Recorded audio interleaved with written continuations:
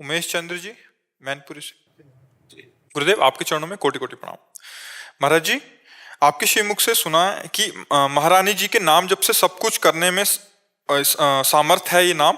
महाराज जी, मेरे निज प्रिय को कोई रोग को ठीक करने के लिए महारानी का कितना नाम जप का अनुष्ठान करूं? उसे हमें लगता है रोग ठीक करने की बात ना करो और बुद्धि ठीक करने की बात कर दो। अगर बुद्धि ठीक हो तो रोग होते हुए भी आनंदित रहेंगे। अगर बुद्धि ठीक नहीं तो रोग नहीं है, फिर भी परेशान है। नहीं परेशान, काम क्रोध लोभ मोह मद मत्सर सब परेशान किए। तो हमें लगता है भजन का प्रयोग सही जगह करो कि हे भगवान, इनकी बुद्धि शुद्ध हो जाए, रोग होते हुए कष्ट सहने की सामर्थ्य आ जाए, तो वो पाप का जो कर्म था रोग वो नष्ट हो जाएगा, बुद्धि शुद्ध हो गई, भजन करेंगे भगवान को प्राप्त हो जाएंगे। अगर शरीर ठीक भी हो जाए तो मरना तो है ही यार, एक दिन तो मरना ही है, एक बार तो मरना ही, तो इसे ठीक करवा के क्या करें? उचित दवाई ले रहे हैं, भगवान का नाम जप कर रहे हैं, और शरीर जब छूटे तो भगवान को प्राप्त हो गए। सही बात यह है। अब कितने पाप का फल उस जीवन में प्रकट हुआ है, किस रूप में, वो तो समझ में आएगा नहीं, क्योंकि वो तो भगवान ही जानते हैं कि कितना पाप लंबा है। और उसके लिए उतना हम भजन करें और उसको दें और वो ठीक हो, कुछ दिन बाद मर जाए तो हमारा सब बेकार हो गया। तो हम भजन करें, उसकी बुद्धि शुद्ध हो जाए, वो भगवान को प्राप्त हो, सदा सदा के लिए भवरोग रहित हो जाए। हम उसके सांसारिक रोग को सहने की सामर्थ्य मांगे कि हमारे प्रियजन को इतनी सामर्थ्य दो कि रोग का कष्ट सह जाए और आपका नाम जप करके आपको प्राप्त हो जाए। मुझे ये उत्तम लगता है, ऐसा विचार मांगना चाहिए।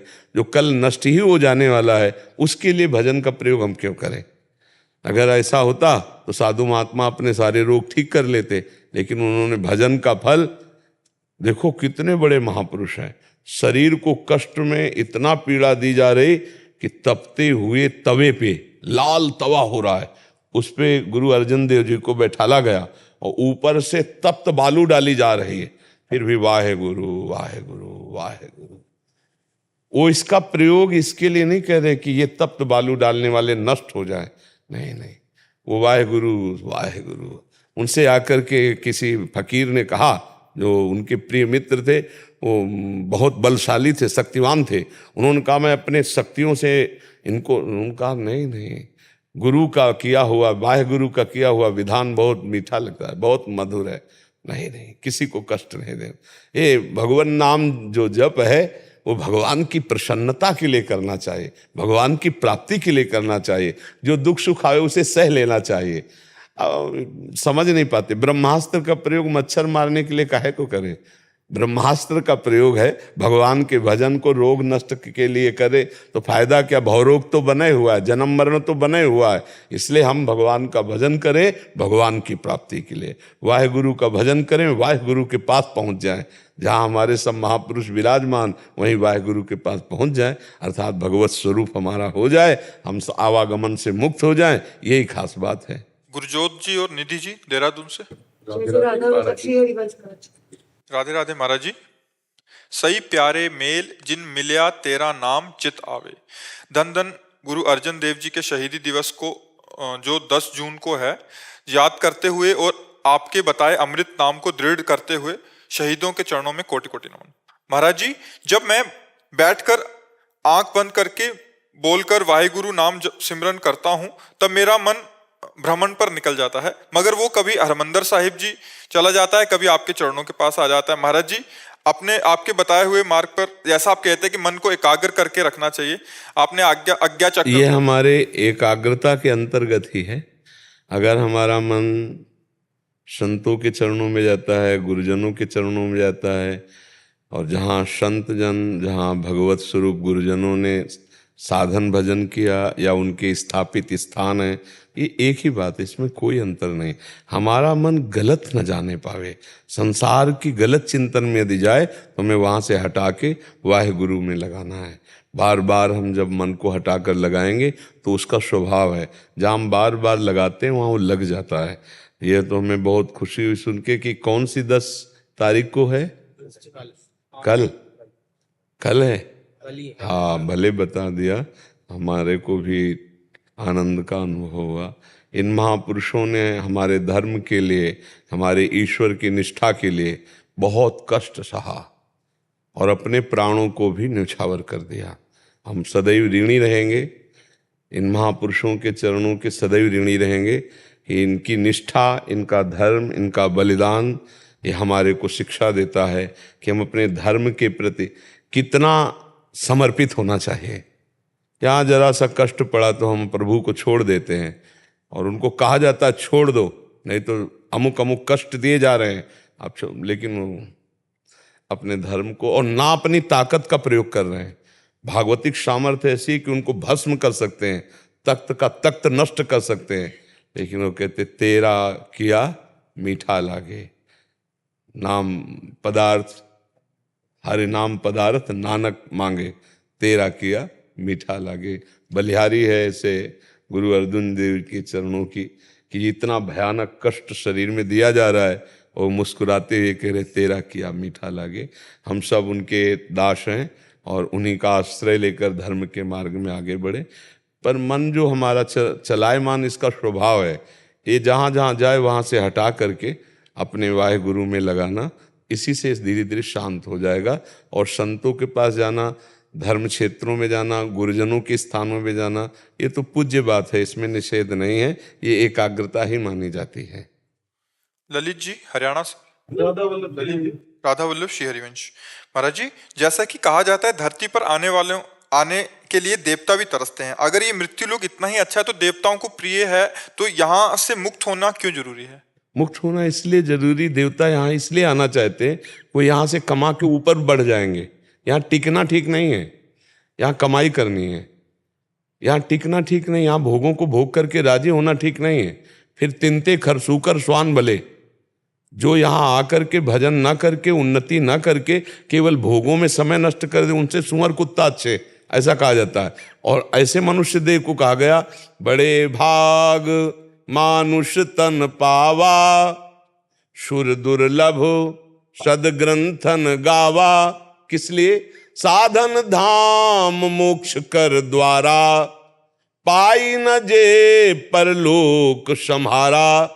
सो परत्र दुख पावई, सिर धुनि धुनि पछताए। काल ही कर्मई ईश्वरई, मिथ्या दोष लगाए। ये बहुत बढ़िया अवसर मिला है कि हम जितेंद्री बने, हम धर्मयुक्त बने, हम परोपकारी बने और खूब नाम जप करके देवताओं से भी आगे निकल जाएं। देवताओं के पास जितनी पूंजी खाली होने के बाद फिर उनको दुर्गति होगी, लेकिन मनुष्य जन्म में इतनी महान पूंजी कमा लो कि आप भगवान के धाम को चले जाओ, आप भगवान के नित्य समीप भगवत स्वरूप बनकर रह लो। इसलिए दुर्लभ, यहाँ रहना सौभाग्य नहीं है, यहाँ आकर कमाई करना सौभाग्य है। यहाँ कमाओ क्या? नाम जप कर सकते हो, भगवान की आराधना करो। अगर ये नहीं कमा सकते हो तो फिर पाप कमाओगे, पाप कमाओगे तो दुर्गति होगी। तो यहाँ कमाई करने के लिए आने के लिए देवताओं को भी दुर्लभ कहा गया है। मनुष्य लोग यहाँ आकर भोग भोगने के लिए नहीं, यहाँ के पाप कर्म करने के लिए नहीं, मनमानी करने के लिए नहीं, मन और इंद्रियों को संयम में रखकर तपस्या और जितेंद्रियता के द्वारा नाम जप करते हुए भगवान की प्राप्ति करना। आप समझ पा रहे? इसलिए यहाँ दुर्लभ है, इसलिए दुर्लभ है मनुष्य देह प्राप्त करना, क्योंकि इससे हम भगवान की प्राप्ति कर सकते हैं। जी। ज्योति परिहार जी गुड़गांव से। महाराज जी, आपके चरणों में कोटि कोटि प्रणाम। महाराज जी, क्या नाम जप और नाम श्रवण कीर्तन भजन इत्यादि का एक ही फल है? हाँ, एक ही फल है। अगर हम नाम श्रवण भी कर रहे हैं, नाम कीर्तन कर रहे हैं या नाम सुमिरन कर रहे हैं, तो हमारा मन संसार से हटकर प्रभु में लगाना खास बात है। मन का प्रभु में लगना, वो नाम कीर्तन के द्वारा, वो कथा के द्वारा, नाम जप के द्वारा, गुरुवाणी के पाठ के द्वारा, कैसे भी हमारा मन प्रभु में लगे तो हमारा मंगल हो जाए। इसलिए सबका फल एक ही है, संसार का विस्मरण, भगवान का स्मरण, जिससे हमारा परम मंगल हो जाए। जी। महाराज जी, मुझे भीड़ भाड़ वाली जगहों पर स्वतः ही क्रोध उत्पन्न हो जाता, चाहे वो स्थल मंदिर ही क्यों ना हो। मेरी इस कमी को कैसे ठीक करूं? नहीं, क्रोध क्यों आता है? ऐसे कैसे कि हम भीड़ भाड़ देखे तो क्रोध हो जाए, ऐसा कैसे हो जाए? ये तो ठीक बात नहीं है। हाँ, आपके साथ कोई गलत व्यवहार करे तो भी अपने को क्रोध से बचाना है कि हमारे अंदर क्रोध न, फिर हम भीड़ को देखकर क्रोध करें, ऐसा कैसे हो? किसका प्रश्न है? तो आप शादी ब्याह में कभी नहीं जाती? कभी कम कर दिया मैंने। हाँ, तो क्रोध मत करो, सब में भगवान विराजमान है, क्रोध क्यों करो? ऐसा नहीं करते। क्योंकि मान लो ये तो भागवतिक धाम है, मंदिर है, भगवान के धाम में तो भीड़ होगी, बहुत से भगवान के लाडले प्यारे भक्त। अब आप उन पे क्रोध करोगे तो आपका पुण्य नष्ट हो जाएगा। हमें गुस्सा नहीं करनी। बड़े भाग्यशाली जन है जब एकत्रित होकर हम नाम कीर्तन करते हैं, भगवान के दर्शन करने जाते हैं, या कोई समाज बैठी हुई है, भगवत कथा हो रही, आप उसको देखकर गुस्सा करोगे तो ये कैसे? फिर सब भक्तों का अपराध लग जाएगा आपको। तो ऐसा नहीं, ये गलत हमारे अंदर वृत्ति, उसको हमें ठीक करना है। जब ऐसा भाव लगे तो राधा राधा राधा राधा राधा, नहीं नहीं नहीं, ये मन तू गलत बात मत सोच, सब में भगवान है, राधा राधा राधा, ठीक होने लगेगा मन। और हम उसको सपोर्ट करेंगे तो गुस्सा बढ़ेगा, उसका विरोध करेंगे तो शांत हो जाएगा। हमें क्यों गुस्सा आवे? हमको अब बाजार जाएं तो सारी बाजार खाली करवा दी जाए, केवल मैं ही जाऊं, ऐसा तो राजा महाराजाओं का भले होता हो कभी कि भाई वो बाजार जाएं तो सब बंद हो जाए। अपने लोगों को तो ऐसा नहीं है। हम सब में अपने भगवान को देखें। जो मंदिर में भगवान है वही सब में भगवान बैठे हुए हैं, तो सबको देखकर हमें आनंदित होना। इतने रूपों में भगवान मिल रहे हैं हमें, इतने रूपों में दर्शन दे रहे हैं। मंदिर में तो एक ही रूप में बैठे हैं, यहाँ तो इतने रूपों में भगवान बैठे हैं, तो हमें आनंदित होना कि गुस्सा आना? गुस्सा नहीं आना चाहिए। भक्त का हृदय बहुत सरल होता है, बहुत द्रवित हृदय होता है, परोपकार की भावना होती है। गुस्सा क्यों करे दूसरे पर? क्या उनका अधिकार नहीं मंदिर जाना? क्या उनका अधिकार नहीं सामूहिक रूप कीर्तन कथा में बैठने का? तो फिर ऐसे गुस्सा नहीं करते। ये गलत वृत्ति है, इसको ठीक करना चाहिए। रामराज महाराज जी, जी महाराज जी आपका प्रश्न है। श्री श्री ब्रह्मनिष्ठ श्रोती कृपालु प्रेमा स्वरूप महाराज जी, आपके चरणों में कोटि कोटि वंदन। महाराज जी सीधा प्रश्न पे आते हैं। महाराज जी, आत्मज्ञान होते समय गुरु के मुख से शब्द प्रमाण तत्मसी महावाक्य से शाब्दी प्रमाण होती है। शाब्दी प्रमाण से ब्रह्म का प्रत्यक्ष प्रमाण ज्ञान कैसे होता है? देखो, पहली बात तो जब तक सत्या असत्य वस्तु का विवेक नहीं होगा तब तक इस मार्ग में चला नहीं जा सकता। जिस ब्रह्मबोध की बात कर रहे हो, जो विवेक होता है वो सत्य और असत्य का निर्णय करने वाला होता है। लोक और परलोक के समस्त भोगों से वैराग्य और शम, इंद्रिय का अपने गोलकों पे स्थित रखना, दम, मन को अपने लक्ष्य पे रखना, उपरति, त्याग और वैराग्य से भी श्रेष्ठ भोगों की किंचन मात्र सत्ता ही नहीं, उसे उपरति कहते हैं। शम, दम, उपरति, तितिक्षा, महान सहनशील, श्रद्धा, शास्त्र और गुरु वाक्यों पर श्रद्धा और समाधान, चित्त का लक्ष्य में स्थित हो जाना और मुमुक्षता, इन चार और षट संपत्ति के बिना ज्ञान मार्ग में तो कदम ही नहीं रखना चाहिए। ये होना चाहिए ज्ञान मार्ग में, क्योंकि ज्ञान के पंथ कृपान के धारा और परत खगेश लगे नहीं बारा। और गुरुजनों की सेवा, उनकी आज्ञा में तत्पर रहना। जो ही उनकी आज्ञा से तत्पर रहकर सेवा परायण होकर के आप उपासना में लगोगे, क्योंकि बिना गुरु उपासना के, बिना मंत्र चिंतन के, ये तत्वमसी कोई जपा थोड़ी जाता है। तत्वमसी कोई जपा थोड़ी जाता है। पहले संसार का चिंतन छोड़ने के लिए गुरुमंत्र जो मिलता है, चाहे जिस मार्ग का पथिक हो, उसको इतना रमाओ कि संसार का चिंतन छूट जाए। संसार है स्थूल शरीर, सूक्ष्म शरीर और कारण शरीर। जहाँ तीनों शरीरों का चिंतन छूटा और मंत्र के बल से, प्रणव के बल से, नाम के बल से हृदय पवित्र हुआ और शांत हुआ, तो जैसे निर्मल और शांत जल में नीचे क्या पड़ा है वो दिखाई देता है, ऐसे ही अपने स्वरूप का स्वयंबोध हो जाता है। ब्रह्मविद ब्रह्मविबोध अपने आप से, करणों से नहीं होता। मन बुद्धि चित्त अहंकार अंतःकरण से या इंद्रियों से स्वरूप का बोध नहीं होता, ये तो उनसे प्रकाशित है। अपने आप से अपने आप का बोध होता है। अर्थात जब सब कुछ विस्मरण हो गया तो जो बचा वो अपना स्वरूप है। पूरा अंतःकरण हरकत रहित, चिंतन रहित हो जाए, संकल्प विकल्प रहित हो जाए, इतना साधन करना है, इतना भगवत चिंतन परायण होना है कि पूरा विस्मरण हो गया। अब जो बचा वही अपना स्वरूप है। बुद्धि के नेत्र जब खुलते हैं तो ज्ञान चक्षु कहे जाते हैं। उसी ज्ञान चक्षु से अपने आप को देखा जाता है। तो इतना पहले इनका एक और प्रश्न है, विदेह स्थिति और विदेह मुक्ति में हमको देखकर हमें ऐसा लगता है कि आलक पुरुष की आरसी साधु का ही देह लखा जो चाहे आलोको आप में वो लख ले। हाँ, जब आप हम क्या कहा, गुरु उपासना, गुरु आराधना, वो कहीं भी आप भाव कर सकते हो अपना, लेकिन अपने आप को जानने के लिए, अपने आप को जानने के लिए गुरुजनों के द्वारा बताई हुई उपासना पद्धति में इतना तन्मय हो जाए कि संसार का विस्मरण हो जाए। हम ज्ञानेश्वरी तुकाराम जी गाथा जी चिंतन करते हैं, करवाते हैं। पंढरपुर में चातुर्मास भी करते हैं, वो विचार सागर। जब ये हम चला जाएगा तब स्वरूप का बोध हो जाएगा। मैं पंढरपुर में चातुर्मास करता हूँ। ये बच्चा आया था तो वो बोले महाराज से दर्शन करो। जी ये पहली बार आया था, वो बहू भी आए वाली। जी ये व्यवहारिक बात, चूंकि आप प्रश्न बहुत ऊंचा किए और फिर उसको ले गए नीचे, इसलिए बात थोड़ा देखो। प्रभु जब तक मैं और मेरा है तब तक उस तत्व की तरफ झांक भी नहीं सकते। उस तत्व की चर्चा की जा सकती है, लेकिन मैं और जब तक मेरा है उसको अंदर से मिटाओ। और दूसरी बात क्या पूछा? विदेह मुक्ति और विदेह स्थिति में क्या अंतर है? प्रभु स्वरूप कभी देह हुआ ही नहीं तो मुक्त किसको होना है? ये भी अज्ञान है। विदेह मुक्ति अविद्या ही है। अब इसको ज्ञानी जन सुनेंगे कि विदेह मुक्ति को या विद्या कहते हैं। जो विदेह स्थिति है, देह है, उसको जीव भ्रम से देह भाव को प्राप्त हुआ। जब भ्रम नाश हुआ तो स्वरूप जैसा था वैसा ही है ना, कोई फर्क तो नहीं पड़ा। तो क्या हुआ? देह मुक्ति या विदेह स्थिति किसे कहते हैं? भ्रमई का नाश होने को तो कहते हैं। भ्रमई का नाश होने को तो कहते हैं। नहीं, वो पहले भी वैसे ही था, साधना के बाद भी वैसे होता है, साधना की स्थिति में भी वैसे रहता है। उसमें कोई अंतर नहीं पड़ता, ना कभी बंधा था ना कभी बंधेगा, ना कोई बांध सकता है।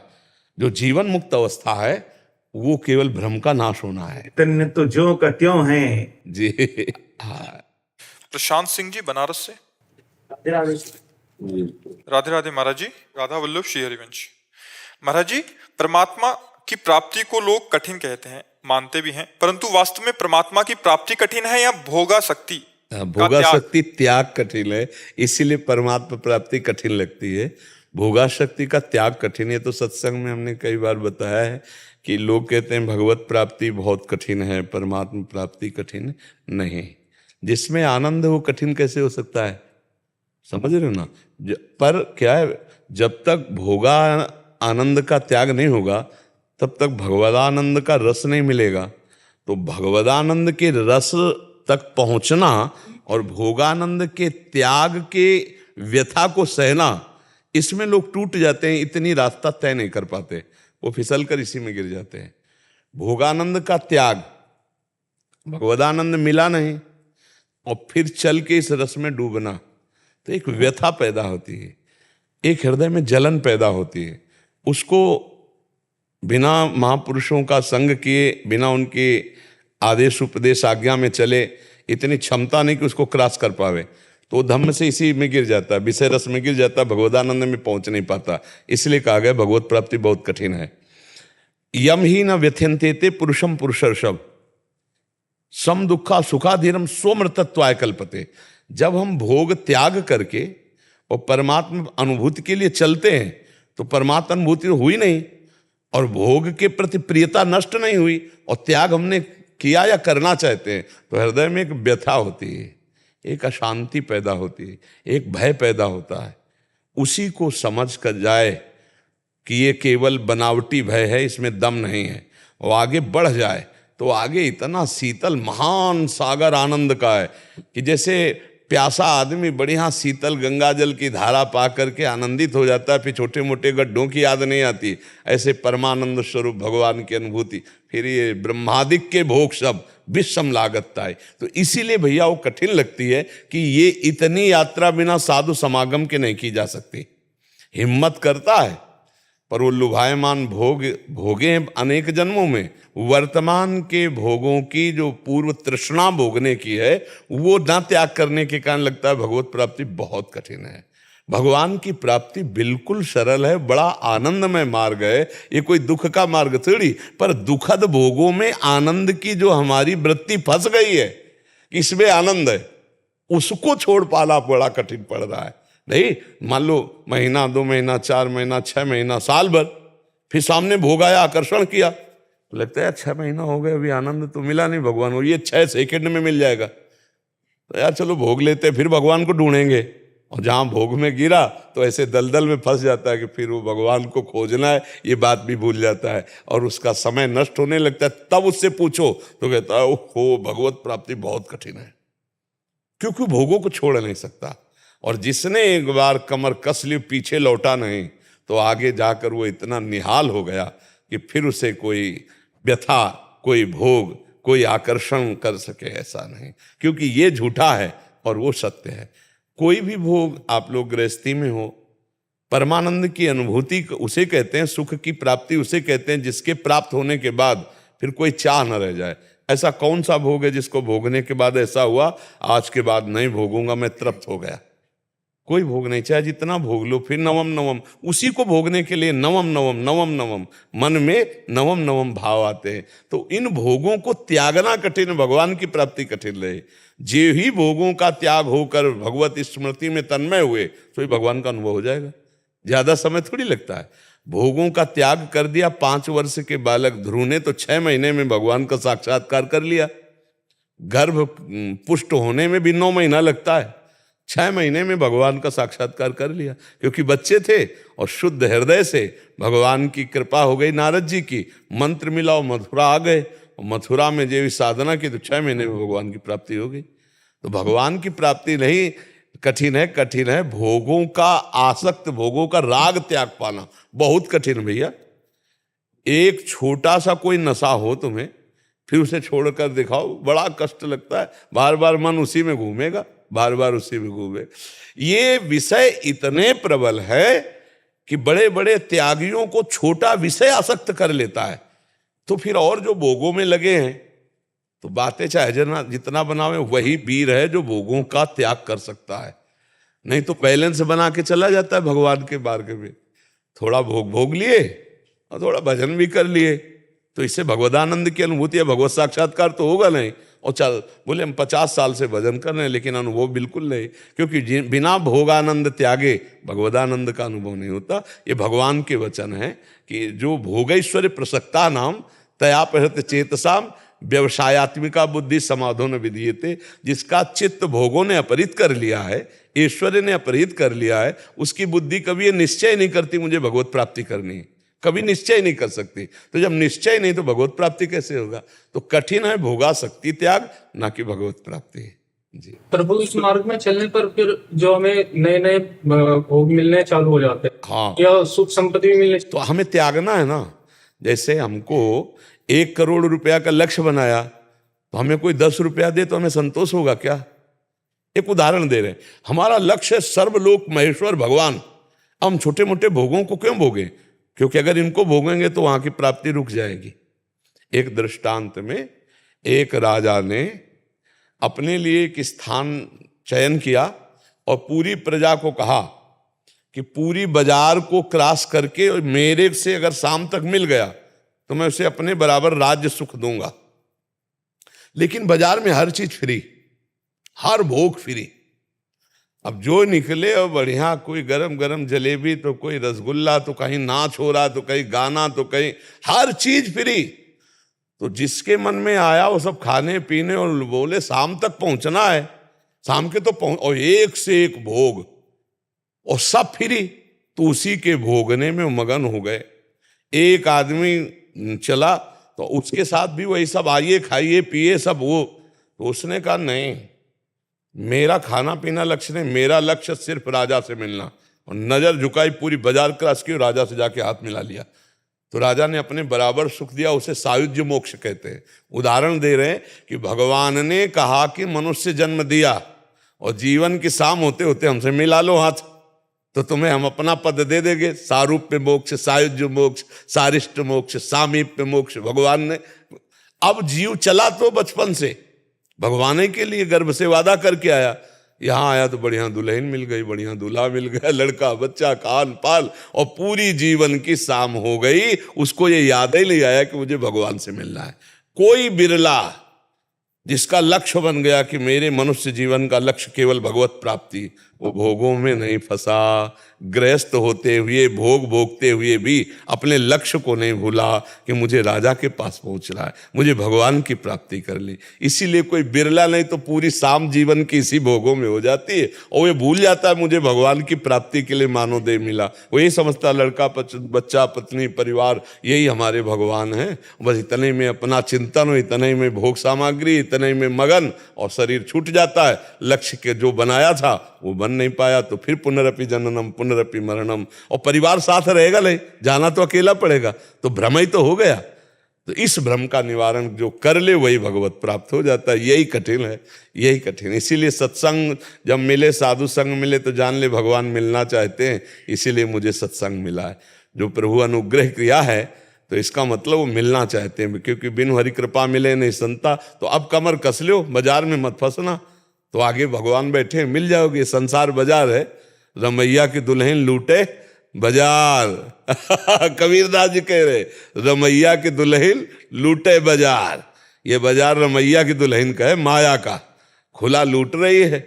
हर श्वास व्यर्थ चली जा रही जो भजन नहीं कर रहे, पूरा जीवन नष्ट हो गया। अब मन पछताई है, और सर जब मरने का समय आया तो दुनिया में लाखों का मेला जुड़ा, हंसा जब जब उड़ा तो अकेला उड़ा।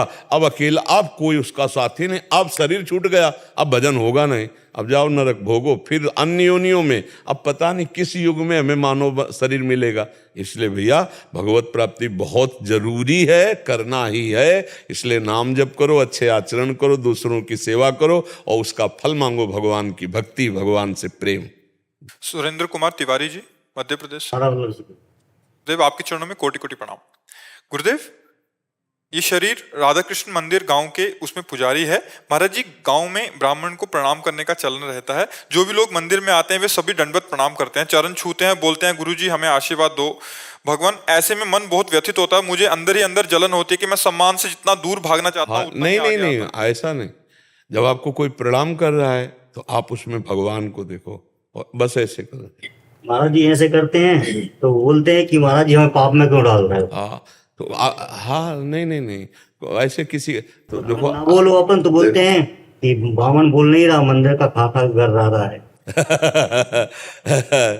समाज देखो, हमारे प्रभु जिसमें प्रसन्न रहे तुम वैसे करो। अगर ऐसे कर ले से तो ऐसे कर दिया करो। अब हम तो इतने लोगों के बीच में ऐसे ही आते हैं, प्राण प्यारे जन, तो सबसे ऐसे ही करते आते हैं।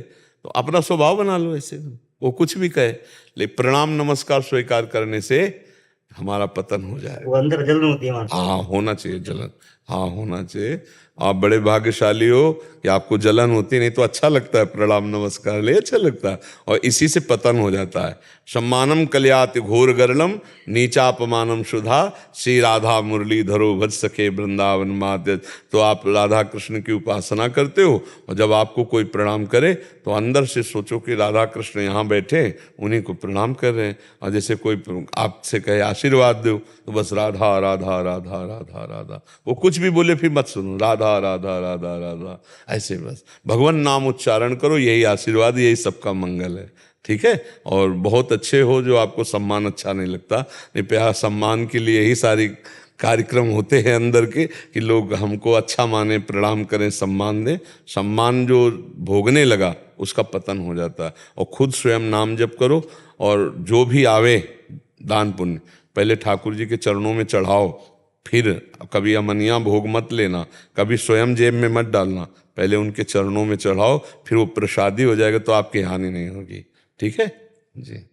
मेरा ऐसा प्रश्न है, 3 महीने पहले आया था राधा कृष्ण प्राण प्रतिष्ठा करने के लिए, आपका आशीर्वाद और लालडू जी की कृपा से प्राण प्रतिष्ठा हुई है।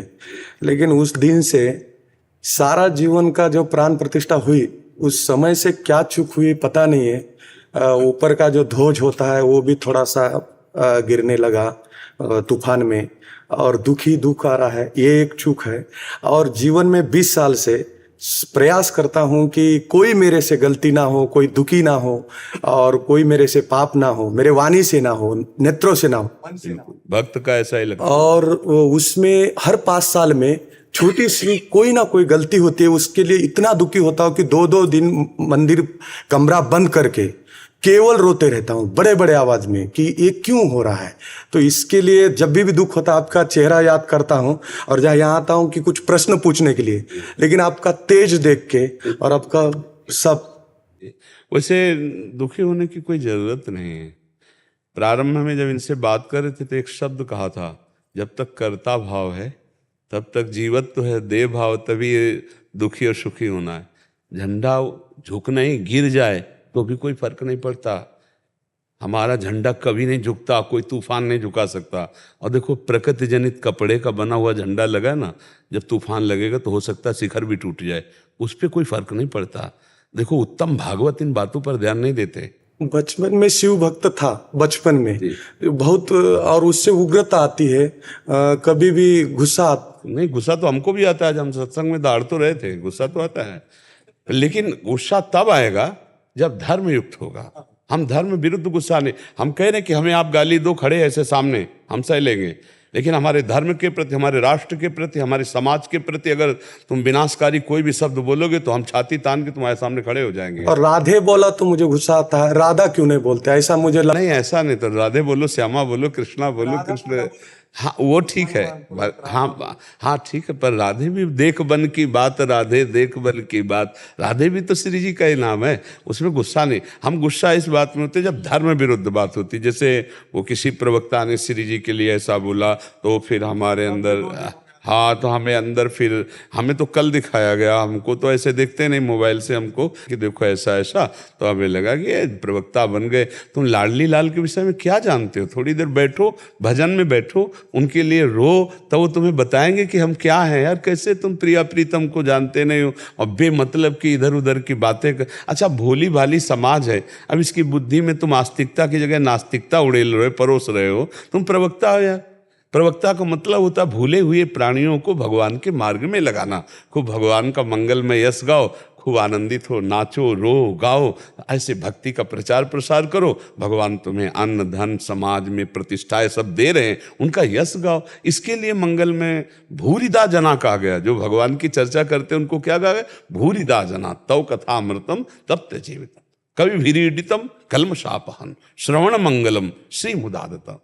जो ये भगवान की चर्चा करते हैं बड़े दानी हैं, बड़े पूज्य हैं, भगवान का मंगल में, पर ऐसे ऐसे निकृष्ट शब्दों, ऐसे ऐसे निकृष्ट शब्द प्रवक्ता लोग बोलते हैं कि ऐसा लगता है कि मतलब बिल्कुल ज्ञान नहीं, कभी गुरुजनों की सेवा नहीं, कभी संतों के चरणों में बैठे नहीं, इसलिए मनमानी माइक हो गया सामने, अब वो भगवान बैठ बन करके जो मन आवा सो बोलते हैं, चाहे श्री कृष्ण के प्रति, चाहे श्री जी के प्रति, चाहे धर्म के प्रति। वो समझते हैं हमारे समान कोई है नहीं। अच्छा समाज में ऐसा रह नहीं गया कि कोई किसी को डांट लगा दे या किसी को कोई भय हो, जो मनावे सो बोलो। हम देख रहे हैं ना, जो मनावे सो बोलो। अच्छा तो भाई तुम्हें जो मनावे सो बोलो, हमारे प्रभु के प्रति तो मत बोलो, प्रिया प्रीतम के प्रति मत। अगर राधा तत्व को तुम्हें जानना है तो आओ वृंदावन की रज का सेवन करो, रसिकों का संग करो, तब जानोगे, ऐसे प्रभु को जान जाओगे। प्रभु की बाह्य बातों को तो समझने की योग्यता है नहीं, फिर आंतरिक प्रेम रस को कैसे जाना जा सकता है? इसलिए आप दुखी मत होइए, संसार का स्वरूप बड़ा विचित्र है। एकांत में हम अपने प्रभु का इस जन्म में आराधन करके प्राप्त कर लें, आगे समय नहीं आएगा, बहुत ही क्रूर समय आने वाला है। हमें जैसे होता है ना कि आंधी आ रही पछियाओं की, पुरवैया की, ऐसे हमें समझ में आता है कि आगे जो समय आएगा बहुत, मतलब आप ये समझ लो धर्म का ह्रास होना ही होना है। कलिकाल ऐसा बढ़ता चला जाएगा कि वैसे ही लोगों की भगवान में आस्था नहीं है, संतों से और भगवान के जो कथावाचक हैं इन्हीं से तो आस्था जागृत होती है। अब यही जब अपने धर्म से भ्रष्ट हो जाएंगे तो फिर कैसे होगी? मान लो एक संत के 1 लाख अनुयायी हैं, अब उसकी एक गलती ने लाखों अनुयायियों की श्रद्धा का नाश कर दिया। अब उनका तो जो होगा सो होगा, उन लाखों के अंदर कब संतों के प्रति श्रद्धा होगी कि नहीं होगी, भगवान के प्रति होगी कि नहीं होगी? तो लाख मारे गए ना, माया ने मार गिराया, एक बाण में लाखों को मार गिराया। इस बात की चिंता करनी चाहिए कि एक प्रवक्ता, एक संत जो जितना पावर है वो 100 को लेकर, 10 को लेकर, 500 को लेकर भगवान की तरफ चल रहा है, इसीलिए प्रणाम है उसको। वो भगवत यश गान कर, पर ऐसा नहीं कि 150 जो तुम्हारे पास बैठे उनके अंदर नास्तिकता पैदा हो जाए श्री जी के प्रति या लालजू के प्रति या प्रभु के प्रति, ऐसा नहीं होना चाहिए। पर अब क्या है कि समाज जो है ना अर्थ प्रधान हो रही है, और अर्थ कौन कहाँ से कैसे दे रहा है इसका कोई ज्ञान नहीं, तो सीधे वो बुद्धि पर अटैक करता है। जो भोजन हम पाते हैं ना गलत अर्थ का, वो बुद्धि, कहते हैं ना देहाती भाषा में कहा गया, जैसा खाओगे अन्न वैसा बनेगा मन, जैसा पियो पानी वैसी है वाणी। तो अब क्या है कि वाणी तो असंतुष्ट करने वाली निकल रही और बुद्धि हो गई भ्रष्ट। तो आज का समय ऐसा चल गया है कि हर आदमी झुककर चांदी के जूते की ठोकर खाना चाहता है, हर आदमी झुक करके। तो कैसे कैसे समझोगे भगवान को, कैसे समझोगे? जब तक तुम्हें कंचन कामिनी कीर्ति का थोड़ा भी अस्तित्व है तुम्हारे अंदर, तो तुम श्री कृष्ण को नहीं समझ। और जब श्री कृष्ण ही को नहीं समझा तो प्रिया जी को क्या समझ लोगे? श्री कृष्ण का मूर्तिमान प्रेम प्रिया जी हैं, उनको समझने के लिए हाँ मतलब प्रिया जी कोई दैवी शक्ति नहीं है। दैवी शक्तियां तो रुक्मिणी जी हैं, सत्यभामा जी हैं, जाम्बवती जी हैं, ये दैवी शक्तियां हैं। श्री जी तो लालजू के हृदय का प्रेम है, प्रेम है, सांद्रानंद घन प्रेम मूर्ति। इसीलिए जरा भी प्रेम किसी के अंदर आ जाता है तो मेरे श्री कृष्ण हाथ जोड़े खड़े होते हैं। फिर वो मूर्तिमान प्रेम है तो चापत चरण मोहन लाल, कुंवरी राधे पलंग पौड़ी, सुंदरी नौ बाल। इसीलिए श्री जी के आगे दैन्य रहते हैं प्रभु, क्योंकि प्रभु के भक्त में जब प्रेम आ जाता है तो देखो रथ हाँकते नजर आ रहे हैं, माधवदास बाबा की लंगोटी धो रहे हैं, मल भरी लंगोटी धो रहे हैं, प्रेम ही के कारण। तो भगवान का एक नाम है भक्ताधीन मना पूज्य, गोपाल शास्त्र नाम में आता है। प्रेमाधीन है भगवान, भक्ताधीन है, क्योंकि भक्त प्रेम विवश। और श्री जी तो मूर्तिमान प्रेम समुद्र का सार है। उनके आगे हाथ जोड़ना या उनके चरणों में महावर लगाना या उनको मुस्कुराते देख करके रुदन करना, ये कौन सी बात है? वो तो अपने भक्तों के चरण चापते नजर आए, वो तो अपने भक्तों की लंगोटी धोते नजर आए, भक्त के लिए वो रथ हाँकते नजर आए।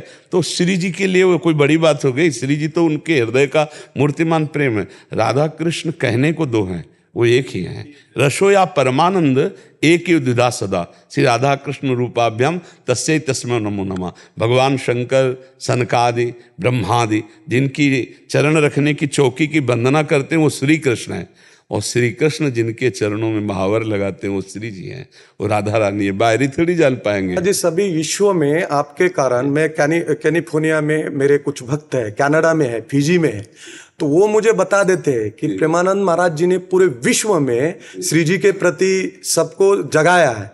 और कुछ कथावाचक है कि वो श्री जी के प्रति देश भाव करते हैं, तो इतना रोना आता है मुझे कि बार बार वो कहते हैं अरे श्री जी, कृष्ण जी तो हरि के प्रिय है श्री जी, तो उन्हीं के बिना तो कुछ हमें कृष्ण मिलेंगे ही नहीं, कभी नहीं मिलेंगे। श्री जी के बिना तो कृष्ण मिलना नामुमकिन है। लेकिन इन लोगों के प्रति क्या हुआ है, कथावाचक इतने बड़े बड़े, देखो इनको नरक जाना है तो क्यों ऐसे कर रहे हैं? अभी मैं कल आपके प्रति एक भाव प्रकट किया कि भीड़ हो रही है, हो रही है। अरे मैं बोला जीवन में एक बार 2 बजे उठ के तो देखो, रसपान पी के तो देखो। नहीं अच्छा, सो रहे हो नहीं सुनो, अच्छा भीड़ हो रही है, किसी को फोन करके बुलाया है क्या? कोई बुला लाखों की भीड़ हो रही है। मैं बोला नाम नहीं लूंगा मैं, लेकिन कुछ बोले तो मैंने एक प्रवचन दिया। मैं बोला महाराज जी जो कार्य कर रहे हैं, कोई ये विश्व में मुझे दिखाओ तो 2 बजे उठ के। आप सच्ची मानिए, हम इस भाव से नहीं कि हमारे पास जनता आती है, हम इस भाव से कि मेरे प्रभु इस रूप में आते हैं और हम अपने प्रभु का जस गान कर रहे हैं।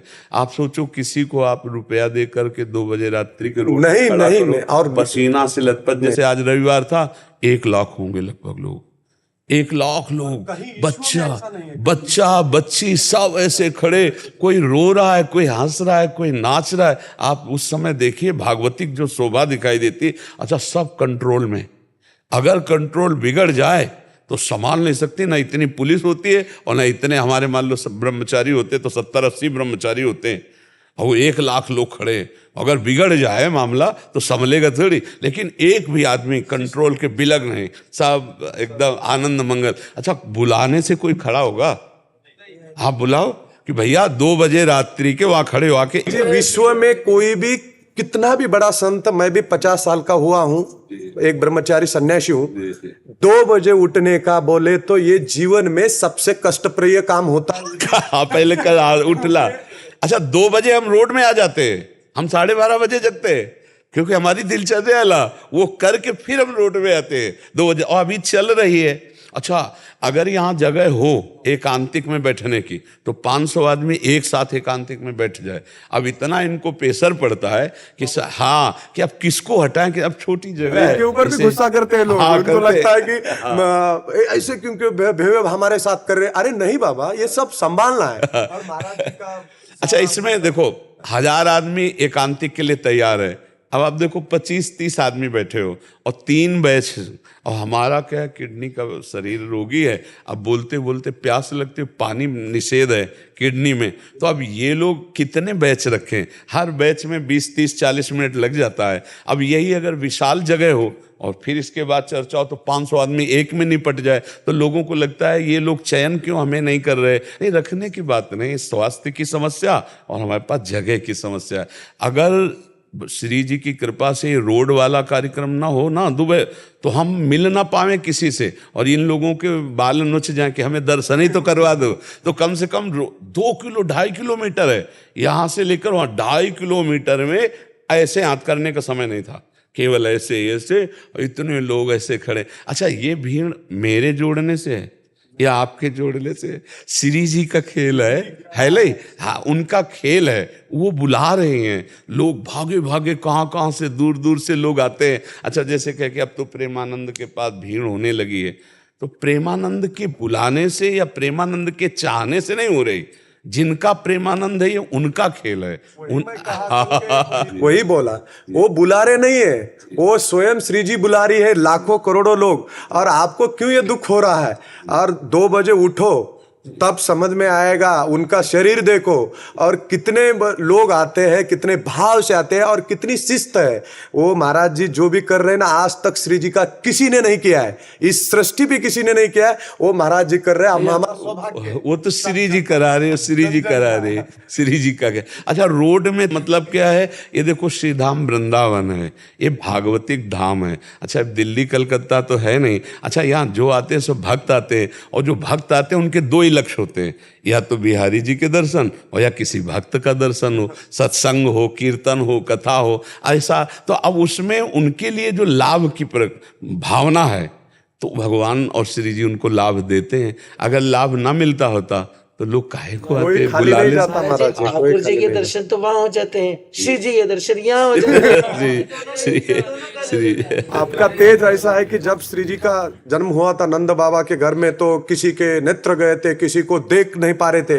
महाराज जी, हृदय से ये बात कह रहा हूँ, आपका तेज देखता हूँ तो सारा दुख भूल जाता हूँ। और यहाँ से जाता हूँ तो 2-4 महीने जब भी कभी दुख आता है, कभी संकट आता है मंदिर में, तो केवल आपका चेहरा सामने आता है, तो बस भूल जाता हूँ कि हाँ, क्या देखता हूँ, आपका शरीर देखता हूँ और आपका 2 बजे का समय देखता हूँ। मैं 2 बजे उठता नहीं था पहले, लेकिन आपका जब देखा मैं सोशल मीडिया पे, मैं तो कृष्ण भक्त था पहले से, और पहले बचपन में शिव भक्त था, और जब से 2 बजे उठ रहा हूँ, जिसको जो उठता है उसी को पता है आनंद का। जो लोगों को क्या आनंद का पता होता है? जो बोलने वाले बोलते रहते हैं कि इतनी भीड़ लग रही है, ये हो रहा है, वो हो रहा है।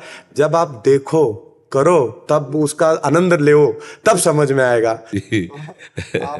अच्छा, लोगों को प्रसन्न तो किया ही नहीं जा सकता है किसी भी विधान से। देखो, जिस समय हम भिक्षा मांगते थे और अकेले रहते थे, कुछ लोग कहा करते थे कि तुम्हारे जीवन का उद्देश्य क्या है? तो हमने कहा, श्री जी, तो क्या जीवन, किसी समाज के काम तो आते नहीं, पशु की तरह मांग लेते हो, खा लेते हो, पड़े रहते हो, किसी काम में तो समाज के आते नहीं। एक समय वो था। अब समझो ये जब समय आया तो अब आया भीड़ इकट्ठी कर रहे हैं। अब दोनों में कैसे चला जाए? हम उदाहरण देते हैं कि एक घोड़े लिया हुआ बाप बेटा जा रहे थे, तो बेटे ने पिता से कहा, आप बैठ जाओ, मैं पैदल चल लेता हूँ। तो कुछ लोग मिले तो उन्होंने कहा, यार बुढ़े को शर्म नहीं आती, लड़का पैदल चल रहा है और वो घोड़े पे बैठा है। तो बुढ़ा उतर गया, लड़का। कुछ लोग मिले, बोले, जवान होकर शर्म नहीं आती, बुढ़े को पैदल चला रहा है, तो ऊपर चढ़ा हुआ है। बोले, आओ पिताजी आप भी बैठो। बोले, हराम का घोड़ा मिला हुआ होगा, दोनों चढ़े हो। दोनों उतर गए। तो लोग कहते हैं कितने बेवकूफ है, घोड़ा खाली जा रहा है, ये पैदल। तो घोड़े वाला सोचा कि करूं क्या? अब आप बताओ घोड़े वाला करे क्या? तो ऐसे ही ये समाज है। अगर एकांत भिक्षावृत्ति से जी रहा है तो समाज लायक ले, और जब समाज की सेवा शुरू तो बोले भीड़ इकट्ठी कर रहा है। तो संसार का है। चैतन्य महाप्रभु ने 500 साल पहले हरिनाम कीर्तन संकीर्तन की महिमा सारी दुनिया में, विश्व में प्रकट की, और आज आप उसी हरिनाम की कीर्तन की जप की और राधा रानी की जो महिमा है आप पूरे विश्व में लेके जा। ये बस लाडली जी का खेल है, लाडली जी का खेल। अच्छा सुनो, अपने घर बैठे हम कहीं जाते तो है नहीं, बस इतना ही आना है और सबको लाभ मिल रहा है। ये हमारी प्रियाजू की कृपा है, हमारे श्री कृष्ण की कृपा से हो रहा है। हमारा बस कोई नहीं है, हमारे बस से, हमारी चाह से नहीं हो रहा है। सच्ची मानिए, मेरी चाह भीड़ नहीं है, मेरी चाह लोग नहीं है, मेरी चाह है भगवान एकमात्र। अब वो क्या करवाना चाहते हो? किसी को निमित्त बना, अर्जुन को निमित्त बनाकर गीता उपदेश दिया सबका मंगल करने के लिए। ऐसे निमित्त बनाकर भगवान क्या बुलवा रहे हैं, क्या करवा रहे हैं, ये उनका खेल है, हमारे बस का कुछ नहीं है। हम तो मरे हुए हैं, हमारी तो शरीर की किडनी फेल है। और वैसे हम कोई पढ़े लिखे आदमी थोड़ी, भैया व्याकरणाचार्य या अमुक शास्त्री या अमुक कुछ नहीं, गाँव के कक्षा 9 से पढ़े हुए हैं। हाँ ये जरूर है, कढ़े बहुत है, बचपन से बड़े बड़े महापुरुषों का, सिद्ध पुरुषों का संग मिला है, तो उसी का जो आप कुछ लाभ देख रहे हैं ना, वो श्री जी का और संतों का प्रताप है। सब संत भगवान की कृपा से ये कार्य चल रहा है और सबका मंगल करेंगे प्रभु। जितने के कानों में शब्द पड़ रहे हैं उनका परिवर्तन होगा। ऐसा नहीं कि व्यर्थ प्रवचन चला जाए। अगर एक बार सत्संग सुन लेगा तो चाहे थोड़ा परिवर्तन पड़े, पर पड़ेगा जरूर। और पड़ता ना होता तो हमें लगता है जितनी भीड़ लगती है इसमें 90% केवल जवान होते हैं। राधा जब ऐसे बोलते लो, जैसे कोई नेता आवे तो नहीं बोलते, ऐसे श्री जी के लिए बोलते राधा राधा, तो हम खड़े हो जाते हैं, हमारी छाती फूल जाती है कि वही बच्चे नौजवान है जो क्लब में जाते हैं, ये वही बच्चे हैं जो नशा पीने वाले हैं और ये रोड में खड़े हो गए राधा राधा, ऐसे ऐसे चिल्लाने लगे सब नौजवान, तो हमारा हृदय फूल जाता है कि राधा राधा भैया, राधा राधा, जीवन का लाभ यही राधा राधा। कि जो मेरा प्रश्न था कि हर 5 साल में 2 साल के बाद मेरे से जो गलती हो रही है, इसका मुझे कुछ बिना प्रश्न क्यों रास्ता दिखाई दे देगा, चले जाओ आप।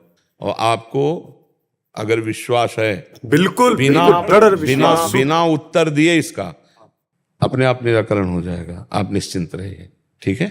फिर उसके लिए मैं विश्वर परम श्री कृष्ण सच्चिदानंद विग्रह अनादिरादि गोविंद सर्व कारणा कारणम ये यहाँ लेता हूँ कि जो मेरे से मुंह से गलती हुई है, कोई दुखी हुआ है या कोई नेत्र से थोड़ा मेरे से पाप हुआ है, तो इसका समझ लेता हूँ कि क्यों, तो लालडी जी को शपथ लेता हूँ जब भी मेरी थोड़ी गलती हो जाती है तो उनके पास जाता हूँ रात के समय। और जो प्राण प्रतिष्ठा हुई है 108 मंदिर बनवाना है, आपके आशीर्वाद से यार लालडी जी की कृपा हो रही है यार, हो रही है।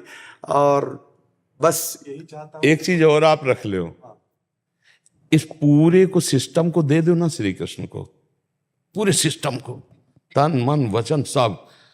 अब इससे किसी का भला हो तो श्री कृष्ण जाने, और अगर कठोर भी निकल रहा है तो ये श्री कृष्ण की जबान है, वो क्यों निकलवा रहे हैं उनसे पूछो जाके। पूरा नामे कर दो, अपना कुछ मत रखो। तनु वांग मनोभीर अमलई सोहम तवि वाश्रिता, शरीर वाणी मन और स्वयं में आपका शरणागत हूं, अर्थात आपके नाम कर दिया। अब छोड़ो ये झंझट की मेरे से गलती हुई जी ये उनकी प्रियता है।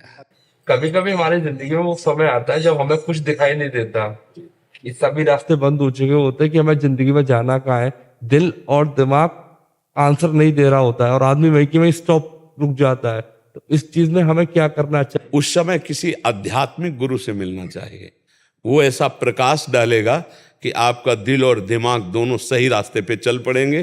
क्योंकि दिल और दिमाग जब अंधकार से युक्त हो जाता है तब ज्ञान का दीपक ही बच्चा काम करता है। और कोई संसारिक मित्र से मत मिलना, उस समय किसी आध्यात्मिक संत से मिलना जो वास्तविक भगवान के मार्ग का पथिक हो। 1 मिनट में दिल और दिमाग दोनों का रास्ता फिट हो जाएगा।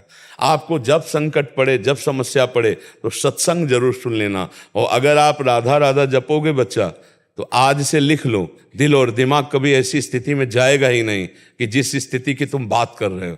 केवल नाम जप करते रहना, नाम जप करो, गंदा बात न करना, गंदे दृश्य मत देखना, गंदा चेष्टा मत करना।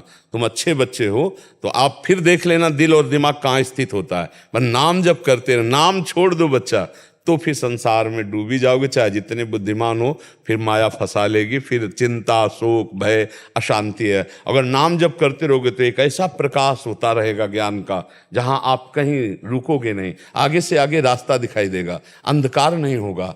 ये स्थिति नहीं आएगी कि दिल और दिमाग दोनों ठप हो गए, अब क्या निर्णय करूं, अशांति नहीं आएगी, ऐसा अंधकार नहीं आएगा। नाम जप करो, और माता पिता को भगवान मानकर उनकी सेवा, और पराई माता बहनों की तरफ से दृष्टि हटाओ, गंदी कोई वार्ता, गंदा कोई क्रिया ना करो। फिर देखो आपका दिल दिमाग कैसे आनंदमय होता। आप भगवान के अंश हैं बच्चा, और भगवान आनंद समुद्र है, तो आप आनंद समुद्र है ना।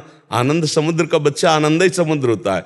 हम भूल करके गलत आचरणों के कारण दुख में फंस गए, नहीं तो अद्भुत आनंद है बच्चा, अद्भुत आनंद, प्रभु में अद्भुत आनंद है। बस एक नियम बना लो, जैसे हमें रुपया कमाना है ऐसे हमें नाम जप करना है। नाम जप करते हुए मेहनत करो, नाम जप करते हुए व्यापार करो, नाम जप करते हुए नौकरी करो, देखो कैसा आनंद आता है। फिर दोबारा जब मिलना हमें बताना, आज से नाम जप करना शुरू करो, राधा राधा राधा। कोई पैसा थोड़ी लगता है। मत तिलक लगाओ, मत कंठी बांधो, मत माला लो, केवल बाहर से संसारी बने रहो, अंदर से राधा राधा जपो, देखो कैसा आनंद आता है। ठीक है, सत्संग सुनो, राधा नाम जप करो, गंदे आचरण मत करो, माता पिता के रोज चरण छुओ। छूते हो?